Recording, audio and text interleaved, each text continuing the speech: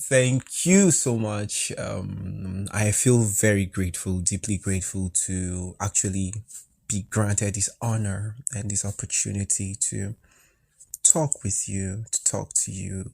And let me just take this time to say hello to the listener. I hope you're fine. I hope you're taking care of yourself and doing the things that you should be doing. Yes, all right, so let's jump right in. I'm excited to share the little that I can share.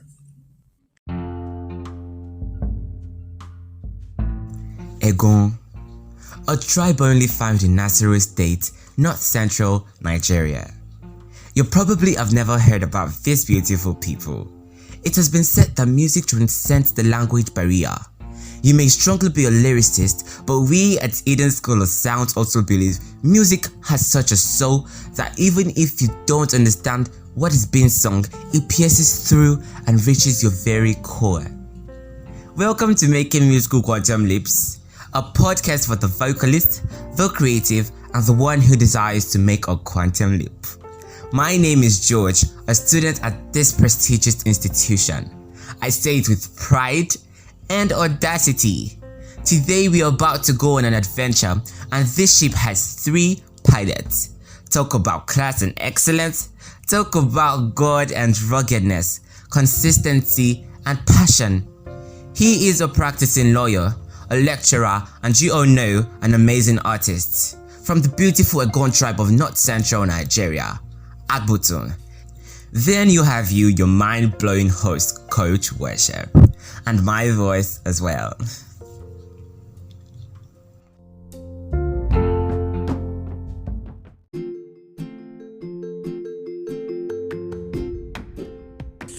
Okay, my name is Agbutun Abuluya. Agbutun actually means famous. I'm a singer, an Afro folk, Afro soul singer from Nigeria. I was born and raised on the Plateau area of Nigeria. That's Plateau State. I was a very stubborn child. I was quite stubborn, but yeah, it comes with the gender. You know what I mean. I studied law. I'm a lawyer as of a fact. I'm a lawyer. I was called to the Nigerian bar in 2015 and have ever since been practicing. I major in entertainment law. At the moment, I lecture law at a private polytechnic and concurrently run administrative duties. Then I do music as my full time. And then I love teaching. I love Jesus so much. I think this should be it. Yeah. Or is there something else I'm missing? No, I don't think so. Yeah, so this is what I feel I should put out for now.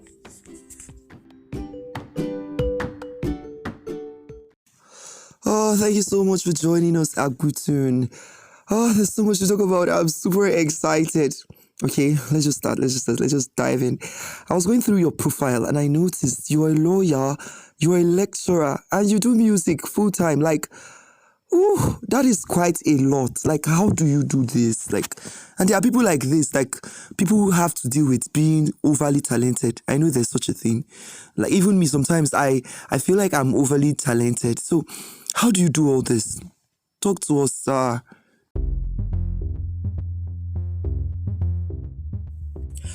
You know, this is not actually the first time I've gotten this question. It is not rocket science. So I'm always guided by Philippians 4:13. I can do all things through Christ who gives me strength. It is an anchor scripture for me because God has really helped me over time to find balance in what I am doing. And I'm really grateful for that. I started off as a litigation lawyer, and litigation lawyers are the ones that go to court to argue stuff, objection, my lord, and this and that and that and that. But for me, I figured out that that wasn't what I was called to do. I was called to do something else. So I left litigation and decided to focus on entertainment law, which has allowed me to be able to explore more. I don't go to court anymore. So if I get a brief that concerns going to court, I just get someone and hand over the brief to the person. That has helped me to focus on lecturing and music. So you don't lecture every day of the week. So for the days that I am not lecturing, I'm either preparing a brief or I'm doing music.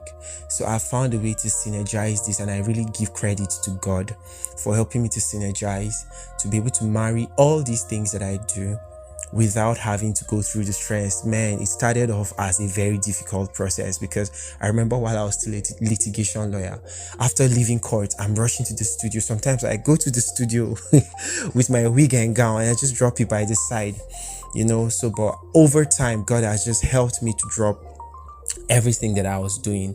I remember talking to my mentor. I told him, look, I do this, I do that, I do that, I do that, I do that. And I counted so many things, and he was like, boy. I said, sir. He said, keep doing all of them. Time, process will help you shaping everything. It would help you cut down the excesses, and you would find out that everything that you run along with easily are the things that you're supposed to be doing. And thank God is really doing that for me. Yeah. And then I'm also reminded that you can't pursue the things that you don't feel convicted to do, the things that do not look like they are the things that God has called you to do. Imagine if David decided to go to battle with Saul's armor. That story for another day. But David just respected the fact that God would still use him with the robe, sling, and stone, and he didn't have to wear the armor to be able to do it. So importantly is how God has helped me to pick that thing he wants me to do, and then I can tell you that it's been easy and beautiful, and I give all the glory and credit to God. Yeah. Okay, another quick question. Was it your dream to be a lawyer? Like, was it a childhood ambition? Like, when I grow up, I want to be a lawyer, or something happened? Just tell us. Yeah, let me tell you a story that I haven't told a lot of people. Law has never, ever been in the first 10 things that I contemplated doing as a young child. I never saw myself becoming a lawyer. In fact, before I talk about my musical background, I grew up on the notion of becoming either a medical doctor or I remember, of course, I remember thinking about becoming a pilot, because we used to do very funny projects with my friend of airplanes and creating airplanes. And then I also knew that I wanted to become either a mechanical engineer or a musician. But then, how then did I find law? I found law in my SS3. We were given jam forms to fill. I went to a boarding school, boys secondary school, Gindri, Mangu local government of Plateau State. So while I was going through the brochure, I discovered that the only thing that I could not do naturally as a student of the arts and humanities was law. And I was like, okay, let's try this. Let's go and learn this. And then, well, here we are today. I'm a lawyer. I can't say that was an error. I would say that was divine orchestration. My musical background, I grew up to parents that love music, although they didn't really play music so much during my growing days. Things were difficult. But I knew that I know that I come from a background of music enthusiast. Sometime in my 300 level, my dad called me. I was like, Agbutun, I've never told you this. And the whole conversation came as a result of music distracting me from school. I was like, I know I've never told you this, but while growing up as a young person like you, I wanted to do music and I wanted to become a lawyer. In fact, I used to write letters to musicians. Do you understand? Yeah. So focus on school. When you finish, you can choose what you want to do. My dad used to, while growing up, used to have the latest records of vinyl. Our house was just that place where you could get. I grew up listening to Ras Kimono, Sashino Peters, Onyeka Owenu, My mom was a fan of East African and music, of Northern African music. So I used to of Central Africa. So I used to listen to a lot of Dobe Nagore, Umu Sangare, and the likes. And she loved Tracy Chapman so much. And there's this man, the South African white man. I can't remember his name now. Paul David. Now I can't remember. He used to be on the records for us that time, and of course the blessed Lucky Dube. So I grew up on quite a number of music, amazing music, and that have shaped me. So yeah, my musical background, it wasn't really tight. I just knew that I walked into it because of a truth. The only person that still shows signs of enthusiasm for music in my family is my dad.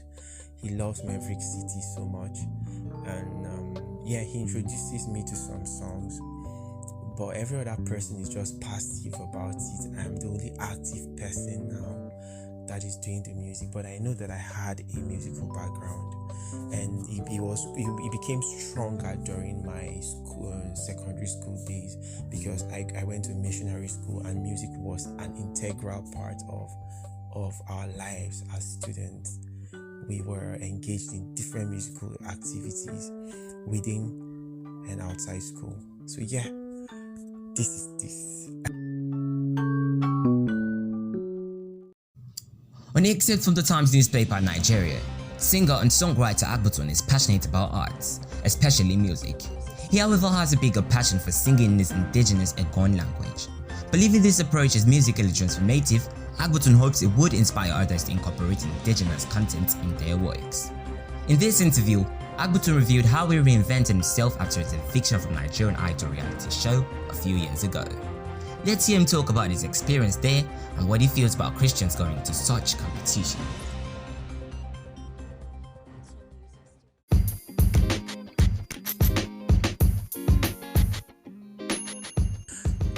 Well, I would say that what has inspired me to do this in my indigenous language is just strong conviction and part of the reawakening that I was talking about.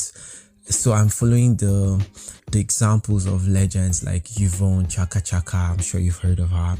Miriam Makeba, Hugh Masekela.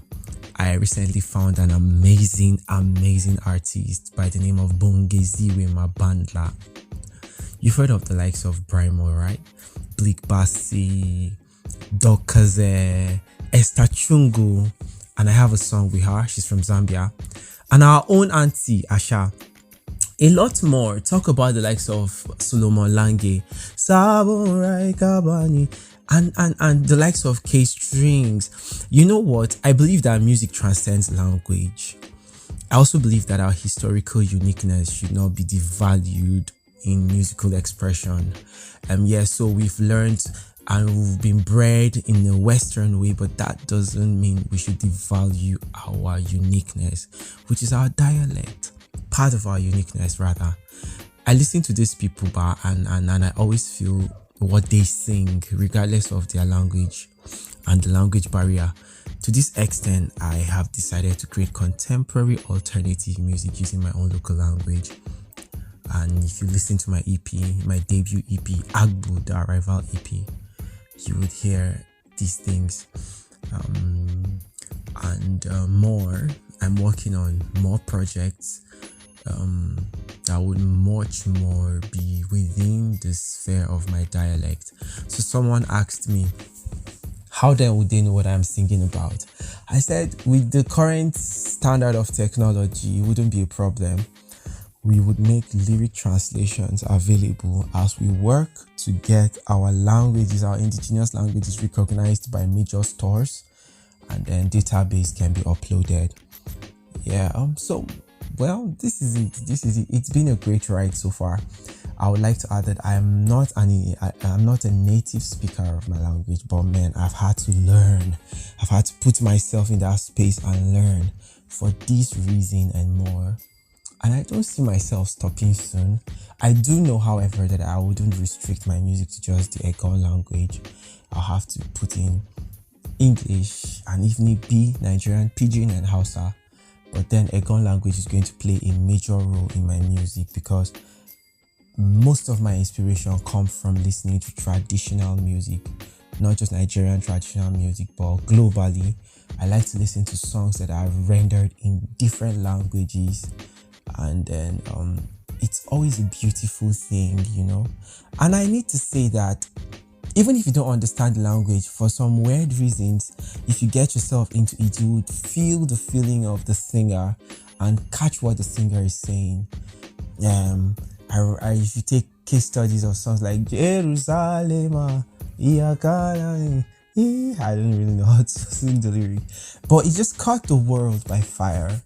And everybody has just been singing it. It's beautiful. It's beautiful. So yeah, this is it. Should Christians go for competitions? This is a tricky terrain, but let me just say it here. In my opinion, yes. Yes, yes, yes, yes, yes. But the question could equally apply to places of employment. I mean, it's not just special talent shows opportunities, it could be to places of employment. And many people find themselves in jobs where they feel trapped, feeling that God should have them in a better position to spread the word. But here is the fact, yeah. If you pray for God's will at all times and in all things, you are right where He wants you.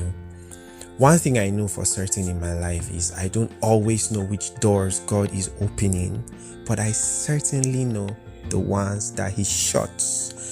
They don't just close, bro. They shut like He slams them shut. Do you get? For me, I would say while on Idols, I learned that the process of auditioning for a position on a national platform is an experience in itself. I got to meet God more. I got to love people more. I got to learn tolerance the more. I got to understand people more, understand space, understand myself again. You get to meet people and impact a small group of people who will be next to you for a majority of the day, and that's a blessing. The bottom line is that God wants us to impact everyone in our surroundings at all times. Although you may not make it beyond the audition or beyond a stage or to the final live shows, but man, let me tell you something. The process is beautiful and you get to meet people and share values with them. You know, you can impact others by your words, your actions, and every other thing you do intentionally during the process, which is one thing I really did. In fact, even if you don't win, even if you don't win the prize, you might greatly influence the person who does, and that person might influence the entire nation. You get? Don't forget, beware, I send you as sheep among wolves. Any Christian who has been through this process will tell you it is a test of faith, and I'm one of them. I can tell you this. Like, I know Kingdom, he will tell you. Atela will tell you. Even Jordan Bangoji would tell you, because Jordan was with us at season 6 before something happened, he left.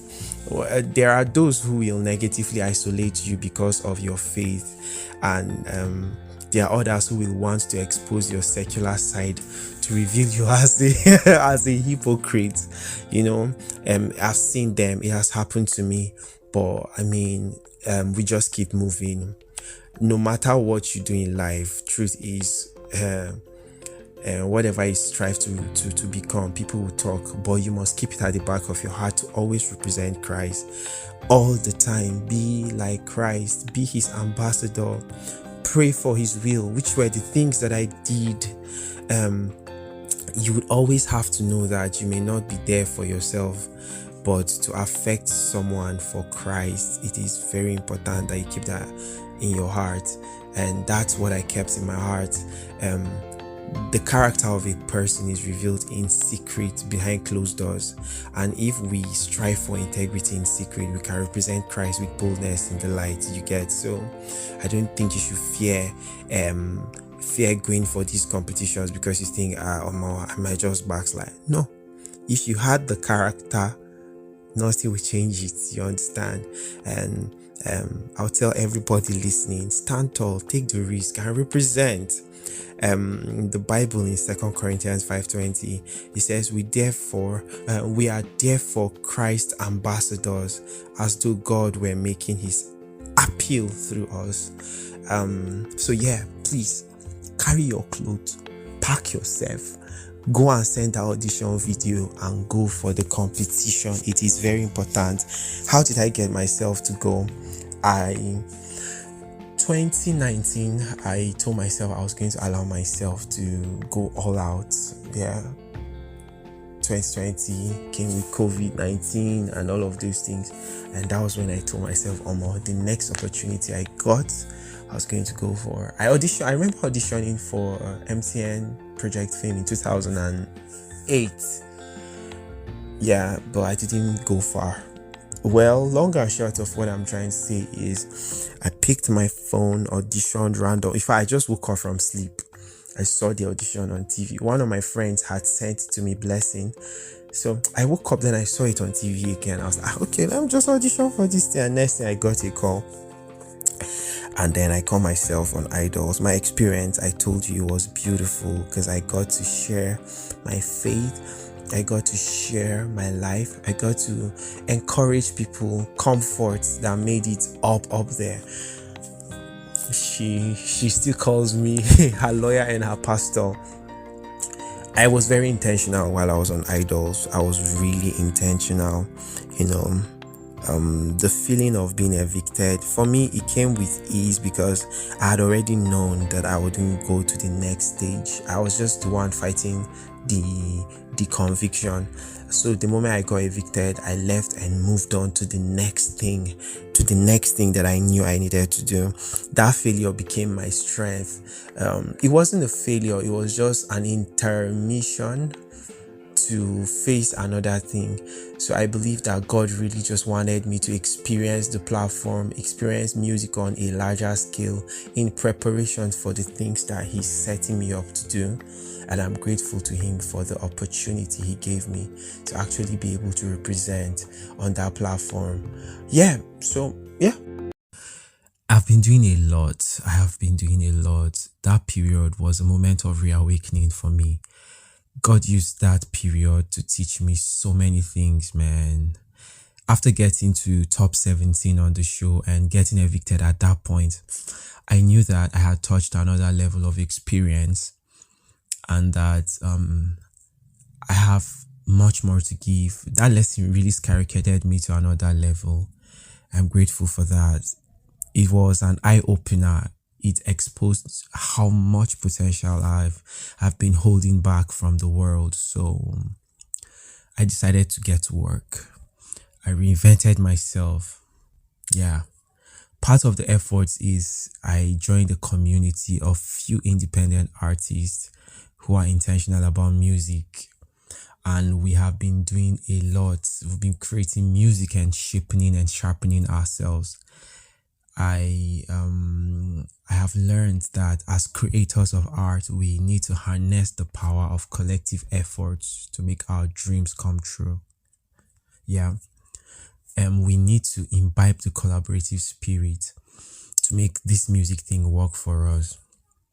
I doubt there is ever going to be a day when anybody becomes an island. All I'm trying to say is we need each other. So we created the community, and just as an offshoot of that, we need a community to make our individual dreams come true.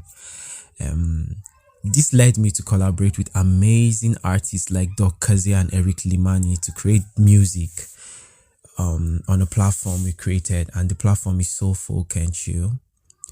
By collaborating, we intend to share our audiences and so many other things, and this has helped us to gain at least twice the reach, and the result is tremendous. It is working for us, and it has been a great journey so far. It has brought us to the creation of my debut EP, Agbutun, the Arrival EP, and then we are planning tours within and by God's grace outside Nigeria. It's just been great. It's just been great, and I'm thankful to God for that. About So Folk and Chill, It's actually an initiative that my friend Doc Kaze, Eric Limani, and myself came up with. It's basically a team of three independent artists who have a similar vision and goal and a similar target audience coming together to harness the power of oneness to support each other when it comes to creating music, when it comes to event planning, when it comes to songwriting, styling, legal services, designing, So we've decided to synergize our crafts into a body of a team. So it's not like it's a band. It is just a team of three different independent artists, Afro folk, Afro soul artists that have decided to say, look, since the world is not really moving at our pace, let us come together and harness our power. Let's bring together our fan base or our listeners. Let's bring together our crafts and our ideas and perform on the same platform. So what we've done so far is to create a platform called Soul Folk and Chill, where we organize events. We organize events and feature ourselves. We bring in our monies into a pool, sell tickets, and then when we sell these tickets, we share the proceeds, if any, and then share costs of running events. And so far, so good. You can imagine one person shouldering the burdens of doing an event alone, and then three people shouldering the same burden. It makes it easier. We've planned tours. Apart from just us, we've done events that have reached out to other artists. For instance, we recently put up an artist hangout and invited very amazing people that are good with social media. One of them is Lengdun Tunchama. I think you should look him up. Ben Amama, Niken Chuan. We invited these three amazing people that are doing well with social media, and then had them teach us how they did it, how they are doing it, and what is working for them. We share books within ourselves. And then in the group we have Dr. Douglas Kaze, who is known by the stage name of Doc Kaze. Look him up, amazing artist. He's an academic, and then he's good with researching and all of those things. So he researches for opportunities for us, like gigs, like fellowships, like scholarships and all of those things. Myself, I'm a creative graphic designer, content creator, digital marketer, and so I do most of the creative job for the team. Eric Limani is a stylist par excellence, and then he's an amazing songwriter. So most of the time you find us just harnessing these powers and then doing things for ourselves. And then talking about one of the offshoots of this idea is the street busking event. So I'm sure you've seen pictures. It's actually a street busking. It is a concept that is not really common here in Africa, but it is very, very, very, very, very, very popular in the West, in Europe, where artists just go around town, place their guitar box or whatever they are playing in a box, and then they just play and people support them.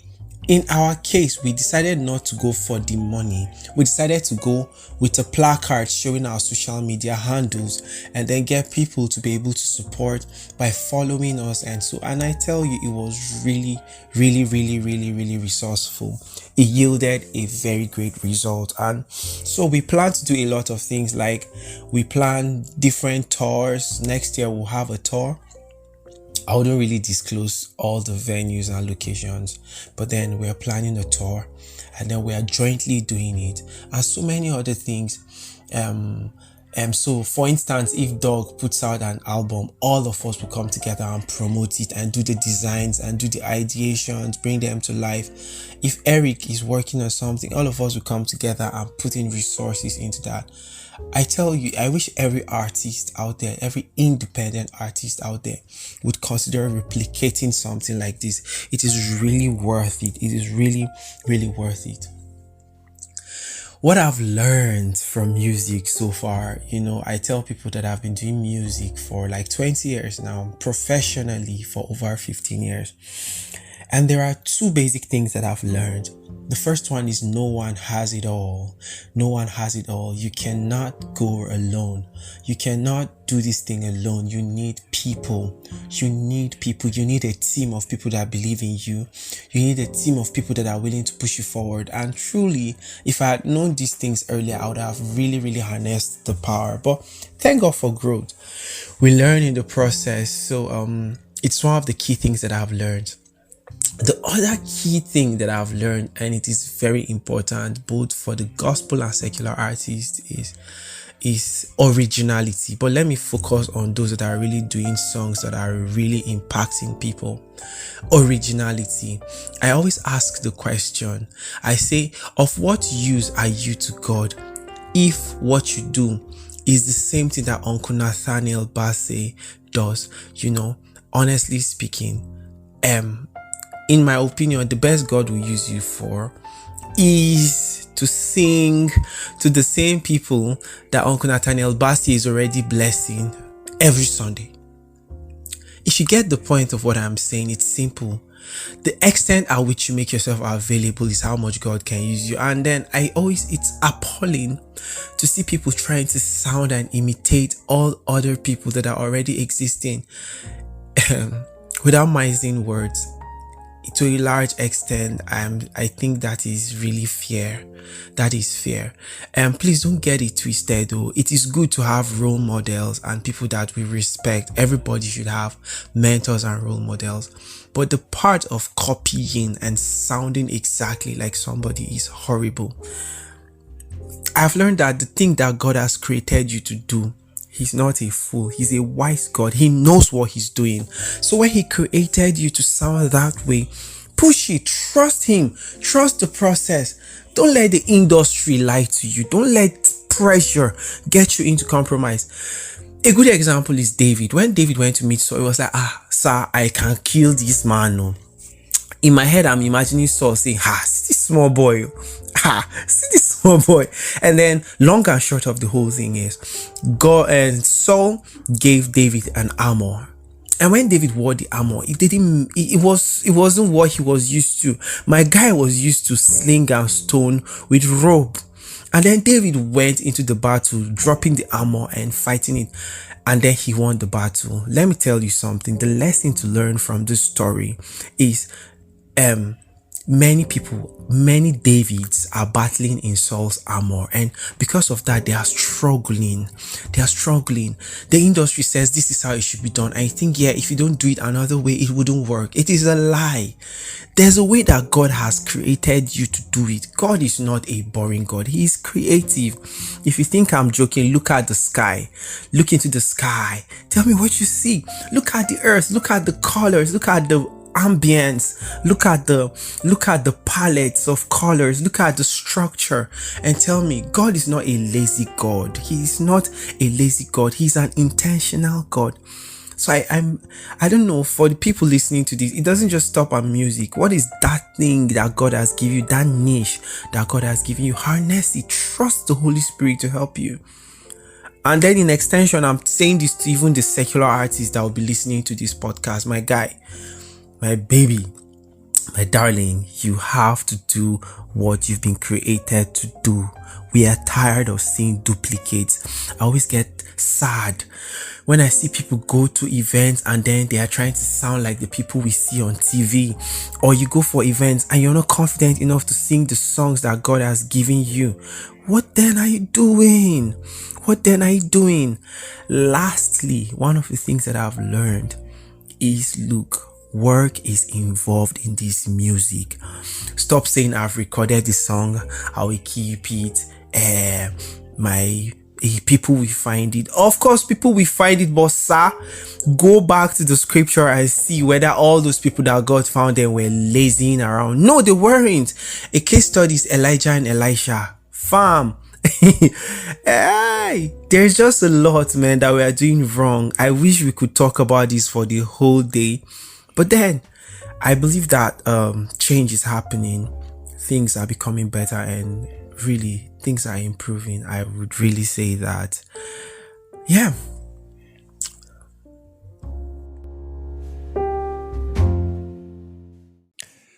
I'm having an amazing time. Your words are so impactful. So impactful. They are so rich. Yes, they are so rich. We've spoken about your experience at the Nigerian Idol and whether or not what you feel about going for competitions and all that. I'm just going to say a lineup of questions and you're just going to answer them. I do not want to break you while you're talking anymore. Just answer them. Okay, the first is, how does a person harness their talent? Yeah, their talent. How do they harness their talent? That's one. Then tell us about excellence. What do you feel excellence is? Yeah, what is your own concept of excellence and how does one reach it? Then you're going to talk about your EP. Like, I love the songs. I don't talk about your voice. Let me talk about the song. You're an awesome songwriter. I know everybody can testify. Every single listener listening to this can testify. I intentionally used your songs as the background music. You are amazing, sir. So just tell us about your EP, the inspiration, and just tell us a whole lot of it about it. All right, thank you so much, sir. Okay. My EP, my EP. Let me address the title first. So the name of the EP was inspired by two things: my name and then the message. I believe that I am a messenger and I've been given a message and I have delivered this part of the message. So we named the EP Agbutun, which is a short for Agbutun, although they don't mean two things. Agbu means a different thing, Agbutun means a different thing entirely. So whilst Agbu means arrival, Agbutun means popular or famous. So the title was inspired partly by my name but deeply by the message that I have delivered. And then you would ask, what are these messages? So the first message on my EP is talking about how we must learn to improve on our originality of our indigenous languages and then leverage on them, And the speech was an excerpt of my father's speech during the World Museum Day. And so we had to request and then we took out a part of his speech. And then the second song is Song of Wisdom. It talks about the family, the roles of each and every person in the family, the father, the mother, and the children, and how an ideal family from a biblical point of view should look like, and how we should grow, And then the next song is Song of Love, which is my favorite to play. It talks about how the representation of me is a figure in the song that represents an ideal person that loves naturally, that is willing to, give his or her life for the other person. And the Bible says, behold, what manner of love the Father had given unto us, And then the major thing we talk about in the gift is how God gave his only begotten son. So the me factor in that Song of Love, is actually, representing a Christ-like person that is willing to give his or her life for his brother, for his sister, for her brother, for her sister. The next song on the EP is Song of Unity. Of course, like the name, it's a song about, using adages in my dialect, that a person that does not have needs a person that has. If you break it into a wider perspective, if you don't have patience, you need someone that has patience.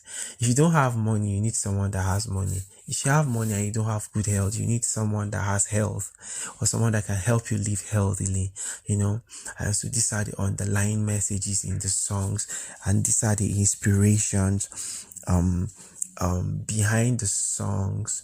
And then what inspired the song is what you would ask. Is everyday life, is the things that I have learned within these years.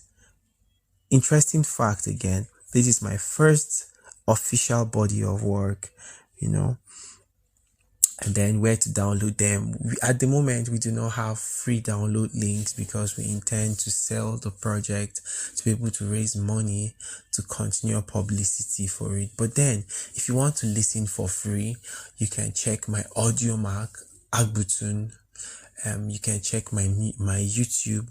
I have some translation videos for those that are non-Egon speakers.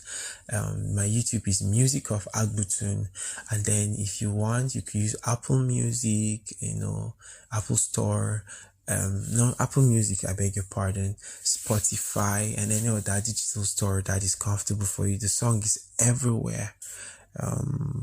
Yeah.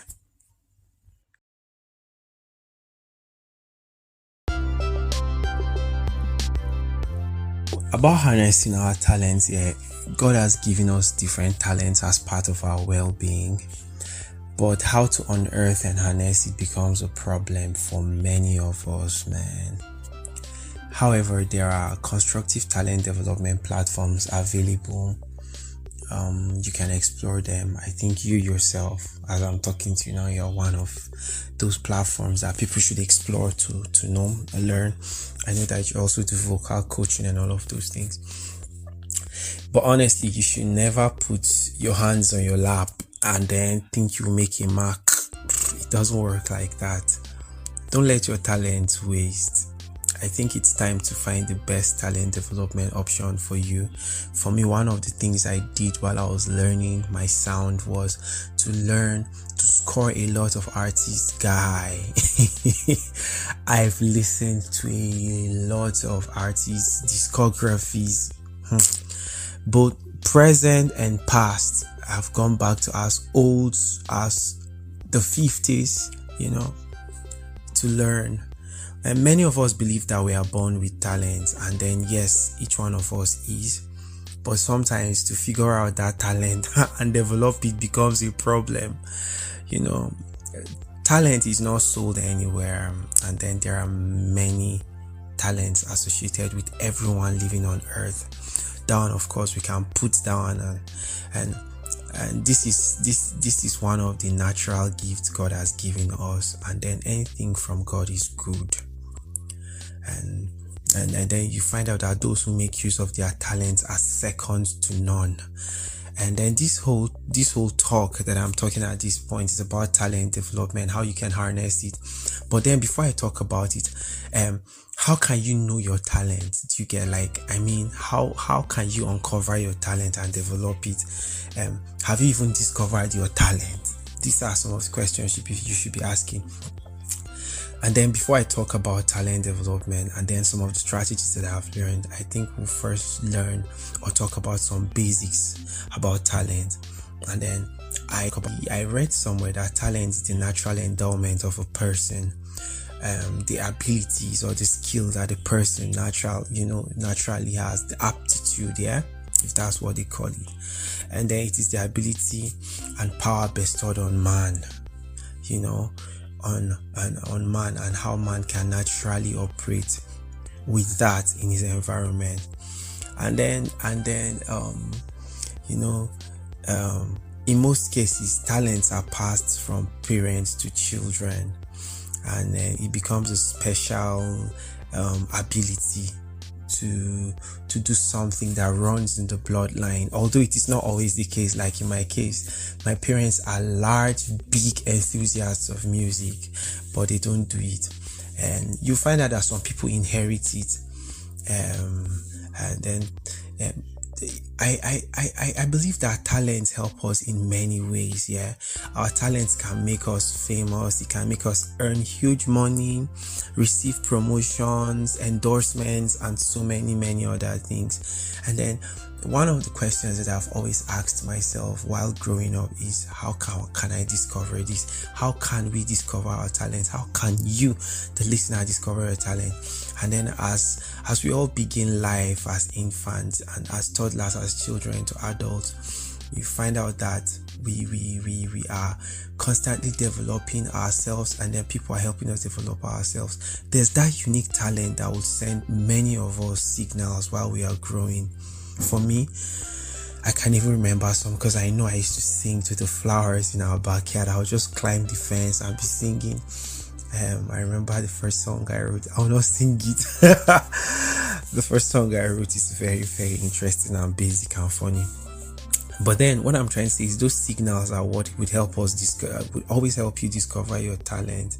The time of discovering talent might differ. Yeah, for some people, they discover theirs while they are kids, and others while they are adults, and then certain factors account for that. It could be maybe due to individual differences or environmental differences. Like for me, I grew up singing, but I didn't know that this is what I'm actually going to do for a very long time. So I faced dancing because one of the things I loved, and then acting.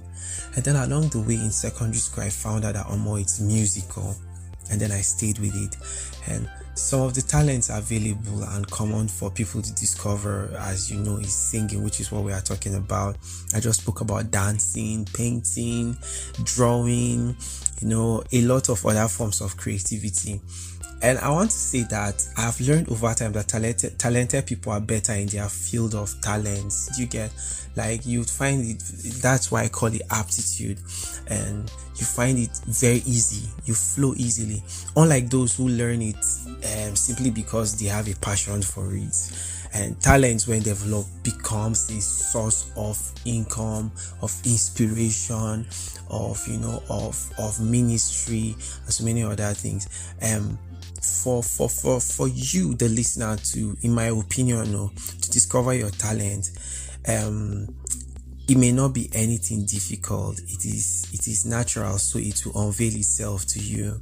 So if you feel like you're finding yourself within an array of different things, explore them. Just keep exploring. Like my mentor would say, they will fall into place. You get, just keep you find a way out of it, and you will make use of it without stress. And then I've learned also that if your talent is, for instance, singing, then your tenacity of singing will be superb.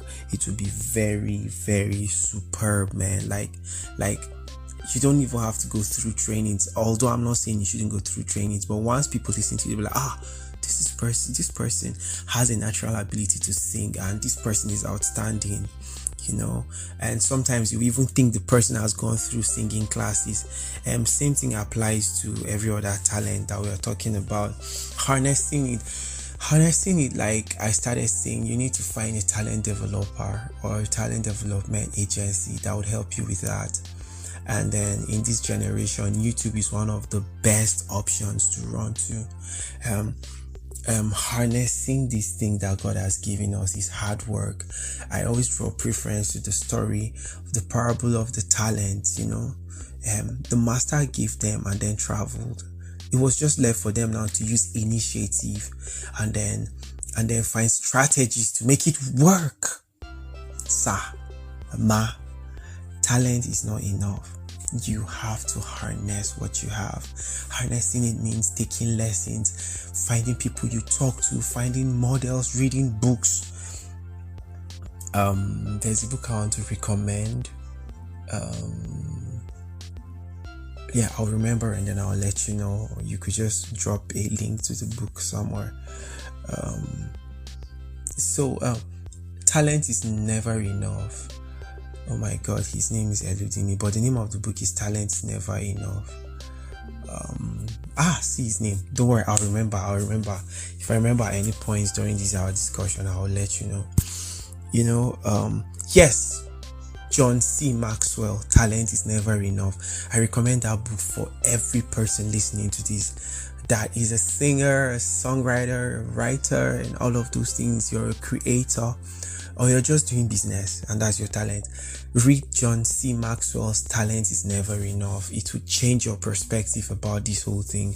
And the reason why I'm bringing this book in is to tell you that you need to go outside your way to learn how to make this thing work for you.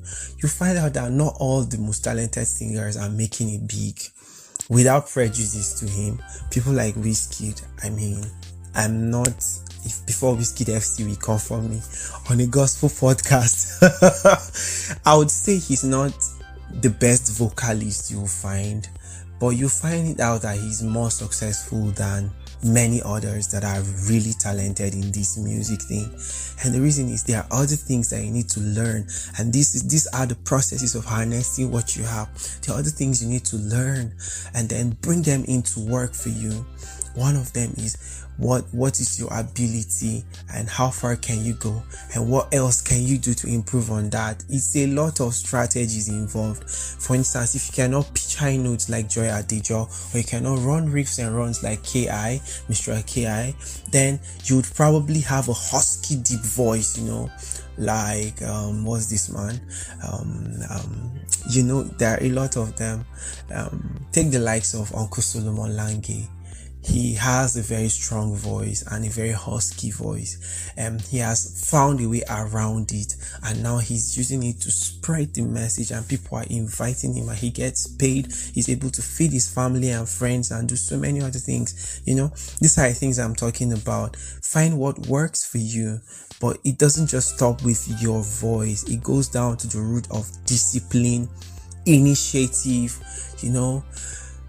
It's just a lot that this podcast cannot carry, but I've recommended a book. You should go and read it. I would also recommend another book for the listener. I said Godin's This Is Marketing.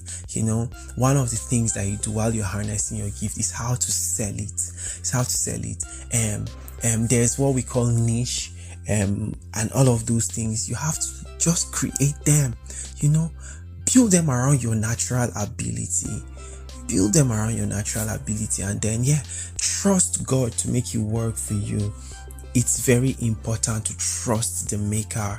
The maker of this gift knows what he is doing when he gave you that sound, that kind of voice, that kind of texture. The maker knows what he is doing.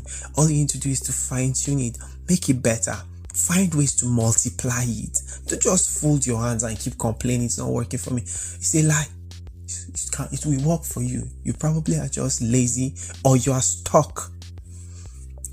And I thank God that you're listening to this podcast right now, because, man, my dear, you need to do something about it. It's not just something that should lie still or fallow. God needs it. That's why he put it in you. Do you understand? So this should be it about harnessing what God has given to us as talents. Talking about how we can achieve excellence, if you have ever looked at the achievements of others and thought, wow, if only I can do that, or if you have ever wished that you can perform better or earn more money, make more friends, sing much more better, and all of those kind of things, let me tell you something. You are capable of all of that. Every one of us has potential in the world to do whatever it is that we dream of, or whatever we want.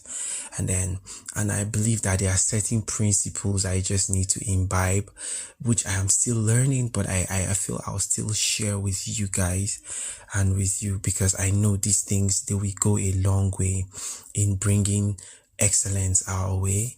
And then the first of them is you have to hunger for excellence. You have to hunger. You need to want to achieve excellence. The emphasis here is you want it. Do you understand? Not what others want. It is you, what you want. Make sure that the goal is something you set for yourself, because unless you set down for yourself, unless you are the one that said, I want it for myself, you really wouldn't do much. And then if you don't want the goal badly enough, man, it doesn't matter what you try or how you try to do it, the drive will not be there. So you just keep going back and forth, and then it is pointless to sign yourself up for something that you would put in half-baked effort. And so that's just what I'm trying to say. It's just going to be a waste of your time. And this is why I always make sure I aim for the best in whatever I do. I aim for it, not someone telling me to aim for it. Or of course, I'm not saying you shouldn't turn down inspiration, but you get the point I'm making, sure. The other thing is, create a benchmark against the best. So, what is it that you're working on, and who are the people who are the best at it in your area or in that area? Let me use example of a runner. If you're a runner, who are the best at it?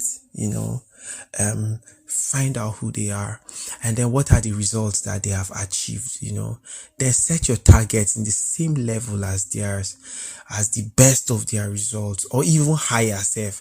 I always use Elon Musk as an example. He always sets targets that are almost impossible, and then you see him beating them. Another one is Coca-Cola. I think I stumbled somewhere. This is not a fact, please. But you can fact check me, that their target is like to replace water, which is almost impossible. And that is the point.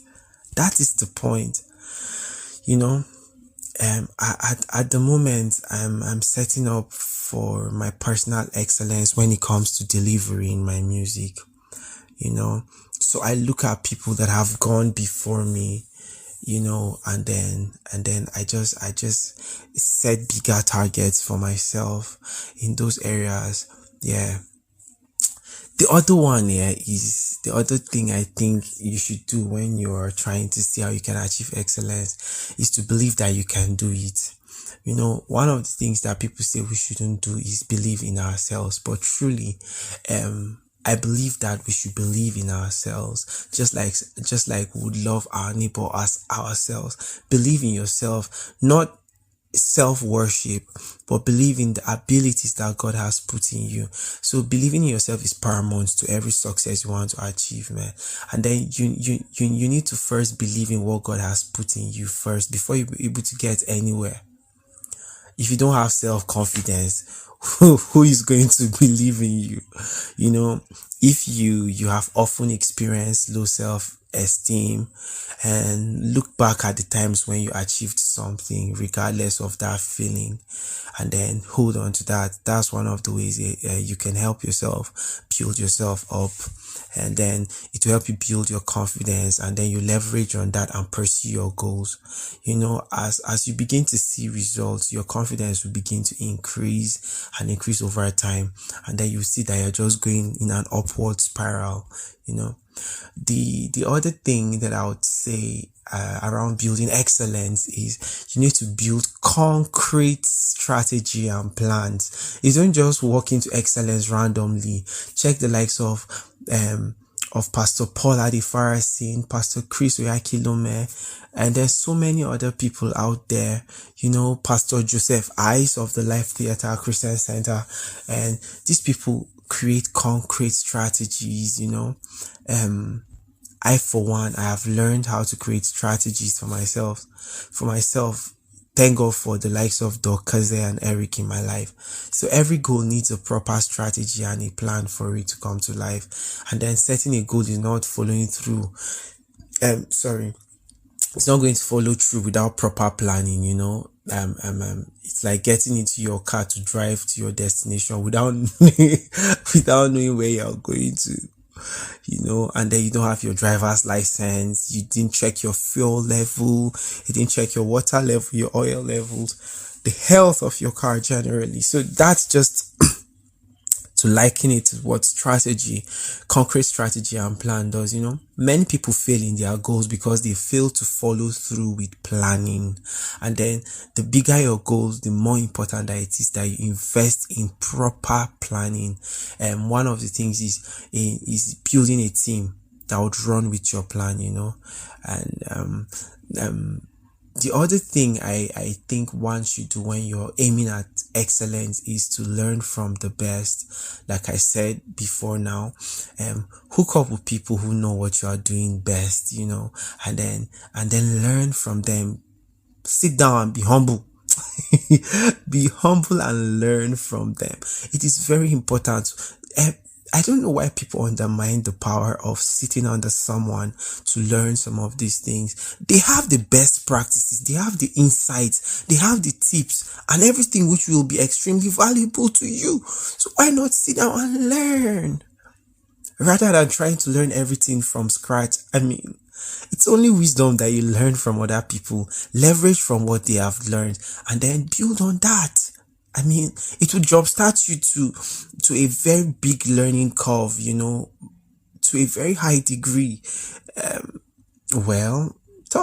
The other one is, honestly, I feel like we should not limit ourselves. If you limit yourself, dear listener, there will never be a way that you would achieve excellence. Don't be afraid to try every single thing that might take you to your goal, as far as it is legal and godly. In fact, I believe that you should be more concerned about the potential opportunities you might be missing out on when you don't try to do things, when you just hide yourself, I cannot do this, I cannot go there, I cannot touch and open yourself to possibilities will enable you to pick up on things that might, um lead you to a fundamental success as you're pushing through in this goal of becoming excellent. And I'm not a coach, I'm just saying this because I've learned a lot on my journey. The other one that I am learning to do is to go all out, work really hard.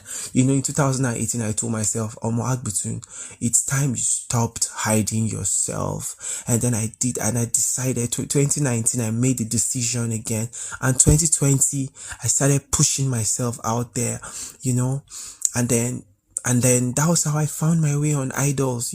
I believe that with every success comes hard work.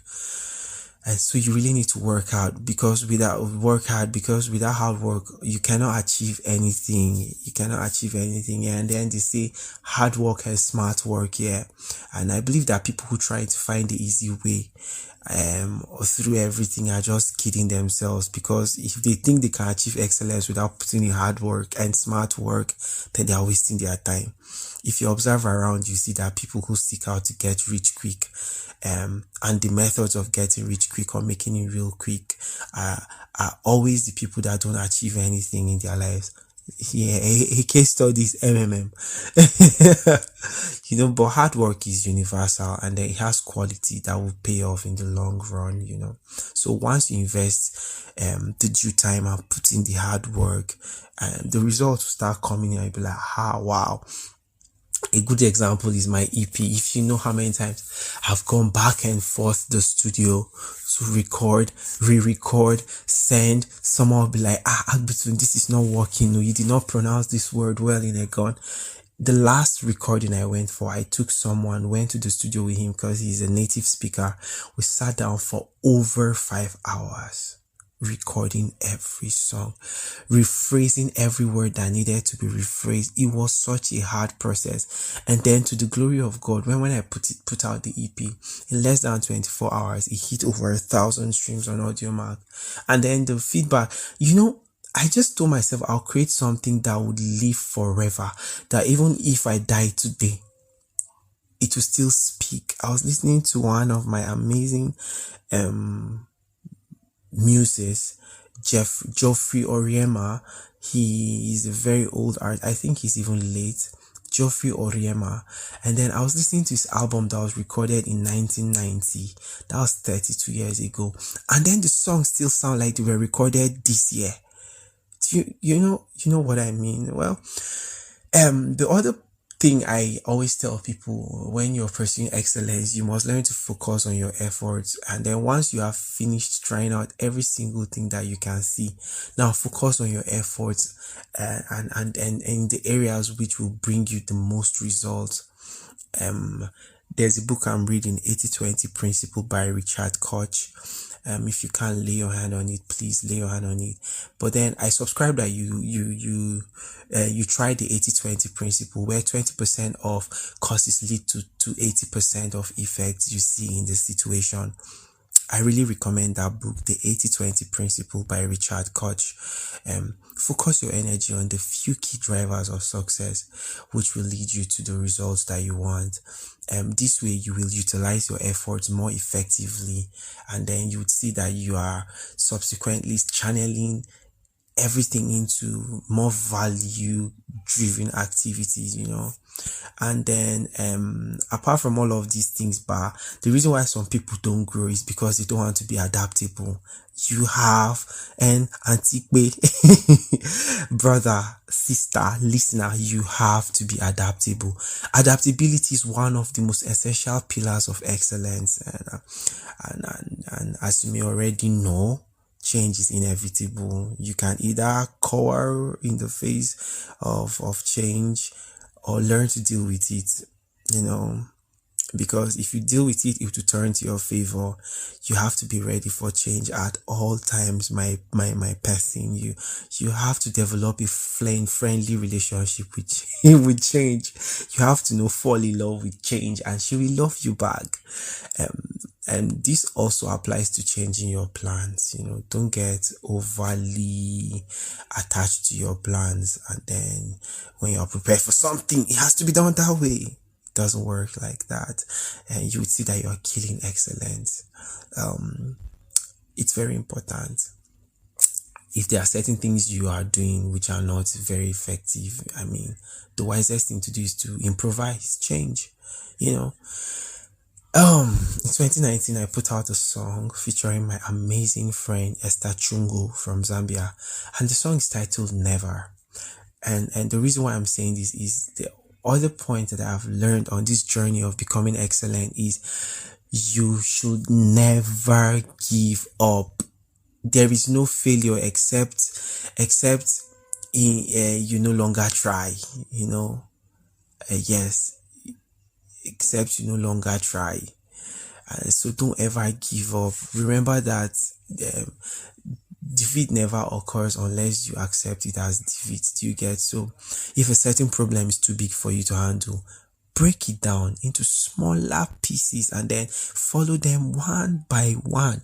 Gradually tackle them, and then you see, as long as you keep going and you keep trying, you eventually achieve your goal. Do you get? Yeah. I remember the story of Sylvester Stallone, Rags to Riches, that story of how he overcame overwhelming odds in his life to be an international movie star. We know him to be one of the biggest names in Hollywood. When he was a baby, I learned that he was born with half paralyzed face due to birth complications, and then it led to his slurry speech. He had slurred speech, and then he was really rejected because of this thing. He couldn't cast properly. People were rejecting him, but because he never gave up, he finally got his big break as the star of Rocky, which was one of the biggest hits. When it comes, in fact, it is still one of the biggest hits when it comes to the movie world. And this only came after years and years of relentlessly trying. So, listener, you need to work on these things that I've said. There's no rocket science to this. These are just some few tips, that I've learned over time, and then I'm sure it will help you as you pursue excellence. But excellence will not fall on your lap. You have to pursue it.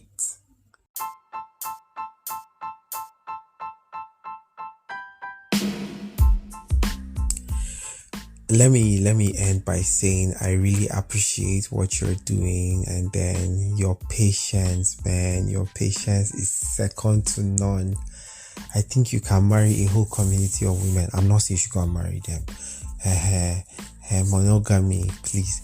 But you're someone that I believe that if you have a community of wives, you'll be able to manage them properly. I think you should run for a political office. Just thinking, but really, your patience is second to none. And then I'm imagining the workload you've had to go through to feature all these big names that you got on your podcast. But then above all of these things, I'm honored that you've taken it upon yourself to create legacies for our children and their children and their children, and for even our generation. God bless you. God bless you. Final words for the listener. I believe that you've learned something from this podcast, and then, like I would say, I really like to be engaged on different social media platforms. Let us talk. If there are areas you want us to argue or discuss further, please reach out. You can reach out to him, to worship, or to myself. Let's just talk about this. But it is such an honor to be featured on this episode of your podcast, and I'm truly grateful. And yes, God bless you, man. And God bless you to the listener for taking this much time to listen. I hope you were blessed. I almost said offering time. God bless you, man. God bless you.